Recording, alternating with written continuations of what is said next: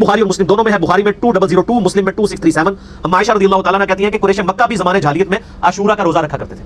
और मेरा गुमान यह है कि चूंकि इब्राहीम अलैहिस्सलाम को आतिश नमरूद से निजात मिली थी तो बनु इस्माइल को भी आशूरा के दिन की फजीलत पता थी। हालांकि मुशरिकीन अरब बुत परस्त थे, वो भी आशूरा का रोजा रखा करते थे। तो नबी सल्लल्लाहु अलैहि वसल्लम भी मक्के में आशूरा का रोजा रखा करते थे। रमजान शरीफ तो मदीने में फर्ज हुए ना रोजे, मक्के में आप आशूरा का रोजा रखा करते थे।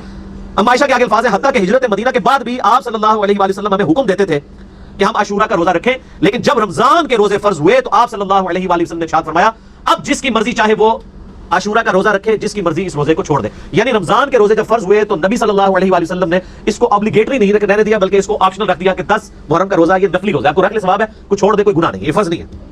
सही मुस्लिम में है 2666, मिशकात में 2041। इब्न अब्बास रज़ियल्लाहु ताला कहते हैं कि जब नबी सल्लल्लाहु अलैहि वसल्लम ने हमें हुक्म दिया इस बात का कि हम भी जो है वो आशूरा का रोजा रखें, तो कुछ असहाब ने अर्ज किया कि ये तो यहूद व नसारा की पैरवी हो जाएगी एक तरह की। तो आपने फरमाया फिर तुम उनकी मुखालफत करो और तुम 9 तारीख का रोजा रखो, यानी 9 मुहर्रम हराम का, और अगर मैं अगले साल तक जिंदा रहा तो मैं भी 9 का रोजा ऐड करूंगा। लेकिन उससे पहले इब्न अब्बास के अल्फाज है कि नबी इस्लाम दुनिया से चले गए।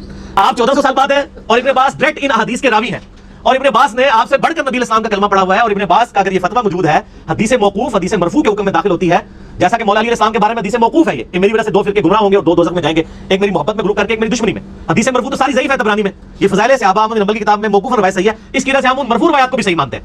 यहां पे भी इब्न अब्बास का जो कॉल है ना, यहूद व नसारा की मुखालफत करो 9 और 10 2 रख के, तो अब मुस्लिम शरीफ की जो हदीस है अगले साल मैं जिंदा रहा तो 9 का रखूंगा, तो वो भी है, ये नहीं है कि 10 का छोड़ दूंगा।